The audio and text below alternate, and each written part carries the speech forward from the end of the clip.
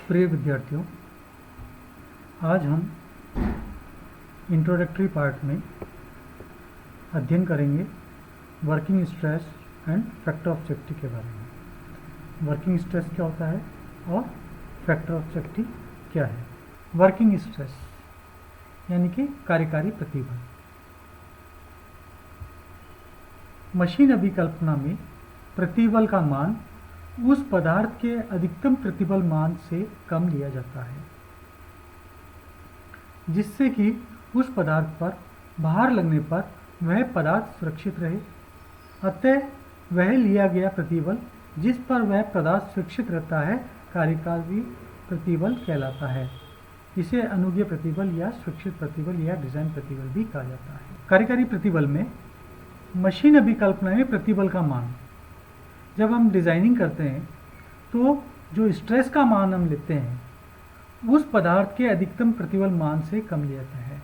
तो ये जो प्रतिबल है ये हम अधिकतम प्रतिबल से कम लेते हैं। कितना कम लेते हैं? जैसे कि मैं यहाँ एक ये स्ट्रेस स्ट्रेन डायग्राम में आपको बताऊँ कि ये एक स्ट्रेस स्ट्रेन डायग्राम है। तो यहाँ पर ये मैक्सिमम स्ट्रेस है इसका। इस मैक्सिमम स्ट्रेस से कम यहाँ पर या यहाँ पर नीचे कहीं भी हम एक स्ट्रेस का मान लेंगे। तो इस तरह से मशीन अभिकल्पना में जब डिज़ाइनिंग करते हैं तो जो स्ट्रेस का मान है उस पदार्थ के अधिकतम प्रतिबल मान से कम लिया जाता है जिससे कि उस पदार्थ पर भार लगने पर वह पदार्थ सुरक्षित रहे। जिससे कि उस पदार्थ पर जो मैक्सिमम लोड लगेगा उस भार से वह पदार्थ हमेशा सुरक्षित रहता है, क्योंकि जो हमने स्ट्रेस लिया है वो उसके मैक्सिमम स्ट्रेस से नीचे है, तो हमेशा वो सुरक्षित रहेगा जब उस पर वो लोड लगेगा। तो अतः वह लिया गया प्रतिबल, अतः जो नीचे प्रतिबल हमने लिया है जिस पर कि वह पदार्थ सुरक्षित रहता है कार्यकारी प्रतिबल कहलाता है। अतः ये जो बल हमने लिया है ये वर्किंग स्ट्रेस या कार्यकारी प्रतिबल कहलाएगा। यहाँ पर ये जो मैक्सिमम स्ट्रेस है, ये स्ट्रेस स्ट्रेन डायग्राम में हम देखें कि ये पॉइंट सी या पॉइंट ई, ये जो पॉइंट है ये मैक्सिमम स्ट्रेस के पॉइंट है। तो ये जो मैक्सिमम स्ट्रेस के पॉइंट है, इस स्ट्रेस के पॉइंट से नीचे हम कोई सा भी एक स्ट्रेस लेंगे जो कि वर्किंग स्ट्रेस या कार्यकारी प्रतिबल कहलाएगा। यहाँ पर सपोज ये ले लिया या ये ले लिया, तो ये इसके नीचे कोई सा भी एक स्ट्रेस लेंगे, स्ट्रेस वैल्यू लेंगे जो कि सेफ रहेगी। तो वो जो स्ट्रेस हम लेंगे वो कार्यकारी प्रतिबल या वर्किंग स्ट्रेस कहलाएगा, या इसको हम अनुज्ञेय प्रतिबल भी बोल सकते हैं।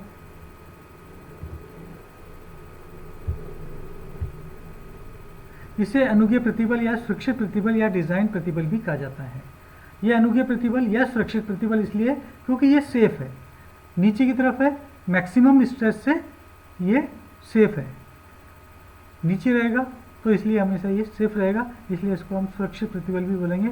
या परमिसिबल स्ट्रेस अनुज्ञेय जो जिसकी या डिज़ाइन स्ट्रेस भी इसको कहा जाता है।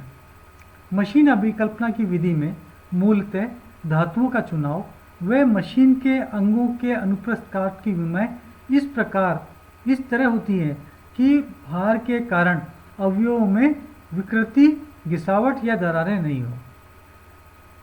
जब हम डिज़ाइनिंग करते हैं तो हम मटेरियल को सेलेक्ट करते हैं और जो मशीन के कंपोनेंट्स हैं उन कंपोनेंट्स की साइज़ हम देखते हैं कि उसकी लंबाई कितनी होगी, मोटाई कितनी होगी, चौड़ाई कितनी होगी।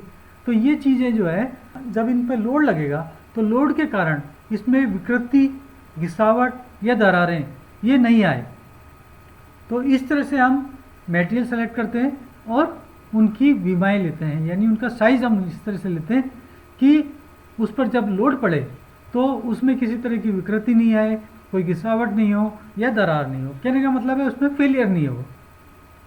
इसके लिए समीकरण इस तरह दी जाती है। समीकरण यदि हम उसकी दें तो अवयव या अंगों के टूटने में प्रतिरोधक क्षमता, जो मशीन के कंपोनेंट्स हैं उसके टूटने पर रेजिस्टेंस कैपेसिटी, प्रतिरोधक क्षमता कितनी है, ये हमेशा ज़्यादा होनी चाहिए भार का प्रभाव से। जो उस पर लोड लग रहा है उस लोड से इसकी प्रतिरोधक क्षमता जो है वो हमेशा ज़्यादा रहनी चाहिए। यदि प्रतिरोधक क्षमता उस कंपोनेंट की ज़्यादा होगी तो वो कभी फेल नहीं होगा, टूटेगा नहीं। लगने वाले लोड से जो भार उसमें लग रहा है उस भार के प्रभाव से हमेशा ये प्रतिरोधक क्षमता जो है उसकी वो हमेशा ज़्यादा होनी चाहिए। यदि ये कम होगी तो वो फेल हो जाएगा। तो इसलिए जो कंपोनेंट है, अंग है, अवयव है, उन अवयवों के टूटने में प्रतिरोधक क्षमता जो होती है उसकी वो हमेशा लगने वाले भार के प्रभाव से ज़्यादा होनी चाहिए। प्रति इकाई अनुप्रस्थ काट की ताकत जो स्ट्रेंथ है, पर यूनिट एरिया पर जो स्ट्रेंथ है, सेक्शनल एरिया पर जो पर यूनिट एरिया पर जो स्ट्रेंथ है वो हमेशा ज़्यादा होनी चाहिए पैदा होने वाले प्रतिबल से। जो इंड्यूस स्ट्रेस, जो उसमें स्ट्रेस इंड्यूस होता है, जो लोड के कारण उसमें जो स्ट्रेस प्रोड्यूस हो रहा है, स्ट्रेस जो पैदा हो रहा है, उस स्ट्रेस से हमेशा उसकी जो स्ट्रेंथ है, प्रति इकाई क्षेत्रफल पर जो उसकी स्ट्रेंथ है, मेटल की जो स्ट्रेंथ है वो हमेशा ज़्यादा होनी चाहिए। यहाँ पर जो P है वो स्ट्रेस से ज़्यादा है। P जो है तनन, टेंसाइल या कर्तन ताकत है, शेयर स्ट्रेंथ है। अब यदि हम इसको बराबर कर दें तो P equal to sigma into constant, तो यहाँ पर सिग्मा है P अपॉन कॉन्स्टेंट स्थिरांक। यह स्थिरांक पैदा होने वाले प्रतिबल इंड्यूस स्ट्रेस की तुलना में कितनी अधिक ताकत को तय डिसाइड करता है। मशीन की सुरक्षा विफलता, सेफ्टी फेलियर से मान लेता है। अतः सुरक्षांक गुणांक फैक्टर ऑफ सेफ्टी में बदलता है। तो इस तरह से ये जो कांस्टेंट है वो फैक्टर ऑफ सेफ्टी में बदल जाएगा। अब हम देखते हैं कि what is the factor of safety. सुरक्षा गुणांक क्या होता है? सुरक्षा गुणांक जो है यह अधिकतम प्रतिबल और कार्यकारी प्रतिबल का अनुपात होता है। फैक्टर ऑफ सेफ्टी जो है वो अधिकतम प्रतिबल और कार्यकारी प्रतिबल इन दोनों का रेशियो है।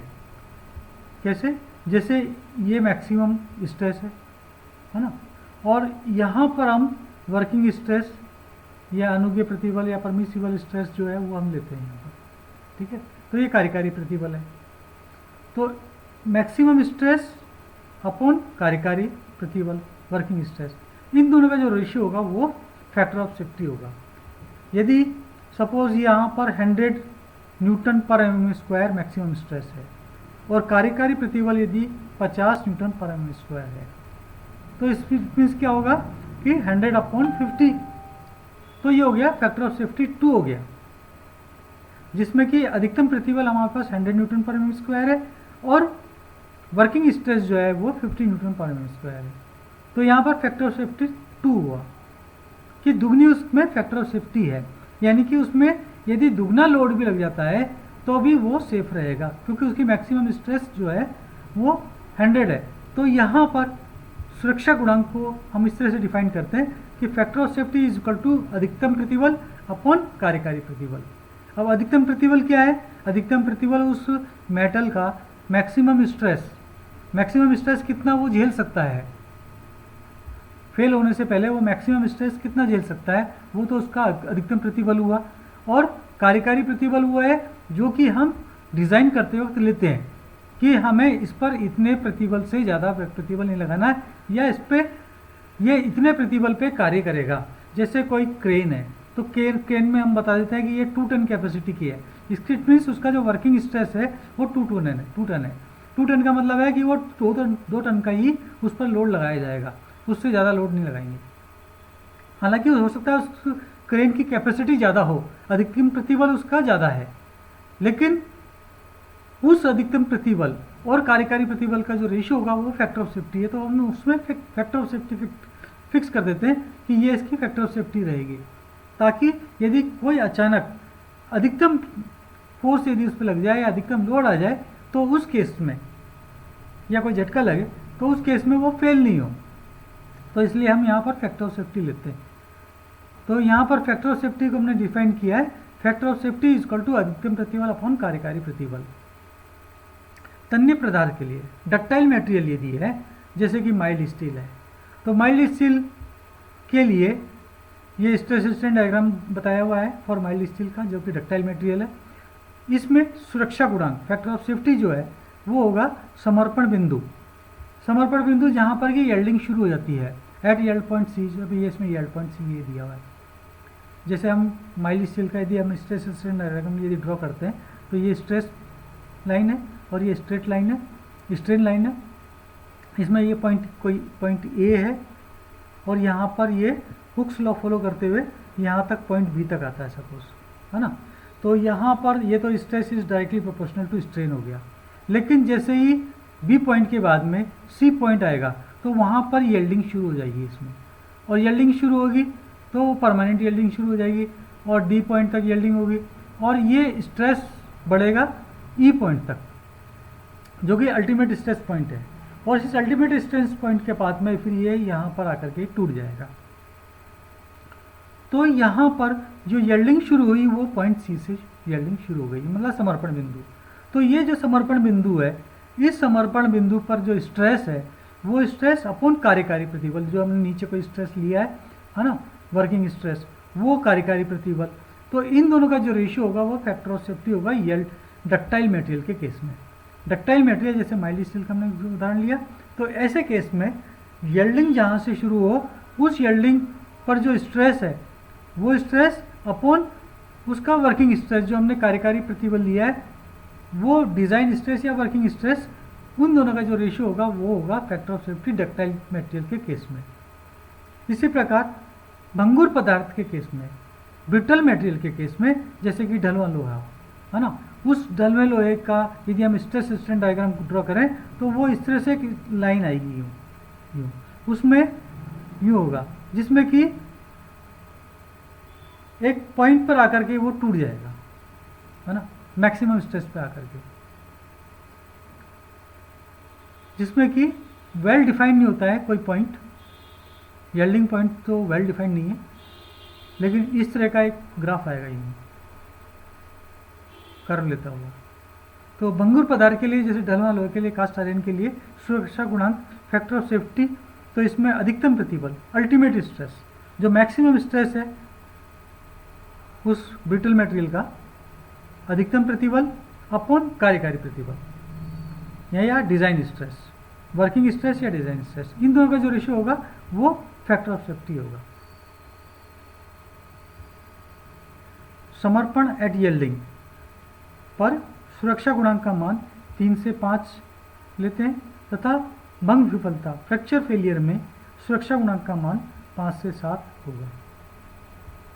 इस तरह से हमने देखा कि वर्किंग स्ट्रेस क्या है और फैक्टर ऑफ सेफ्टी क्या है। वर्किंग स्ट्रेस में हम कार्यकारी प्रतिबल लेते हैं जो कि उसके मैक्सिमम स्ट्रेस से कम होगा, जिस पर कि हम उसको काम में लेंगे, किसी कंपोनेंट को या मशीन को हम काम में लेंगे तो वो उसका वर्किंग स्ट्रेस होगा यहाँ पर, जो कि मैक्सिमम स्ट्रेस से कम स्ट्रेस पर होगा, कम स्ट्रेस होगा, तो उसको तो बोलेंगे हम वर्किंग स्ट्रेस। और फैक्टर ऑफ सेफ्टी जो मैक्सिमम स्ट्रेस है और वर्किंग स्ट्रेस, इन दोनों का जो रेशियो है वो होता है फैक्टर ऑफ सेफ्टी। वो फैक्टर ऑफ सेफ्टी हम कितना लेते हैं वो डिपेंड करता है डिज़ाइनर पर कि कितनी सेफ्टी चाहिए, उस कंपोनेंट के लिए सेफ्टी कितनी चाहिए। जैसे कोई बहुत सोफिस्टिकेटेड है तो उसमें फैक्टर ऑफ सेफ्टी ज़्यादा लेंगे, और रफ़ यूज़ के लिए है तो उसमें फैक्टर ऑफ सेफ्टी कम लेते हैं। तो वो डिपेंड करता है कि किस पर्पज़ से वो चीज़ काम में आ रही है या मशीन काम में आ रही है, उसमें कितना फैक्टर ऑफ सेफ्टी लेना है, उस हिसाब से हम उसके कार्यकारी स्ट्रेस को डिसाइड करते हैं और उससे हम वर्किंग स्ट्रेस और मैक्सिमम स्ट्रेस से फैक्टर ऑफ सेफ्टी निकाल लेते हैं कि फैक्टर ऑफ सेफ्टी कितना लेंगे। तो इस तरह से हमने देखा कि what is the working stress and what is the factor of safety. इसमें रेफरेंसेज है, एक text book of machine design by R S Kurmi and J K Gupta, दूसरा machine design by Kapil Goyal और तीसरा है machine design by Kapoor. Thank you.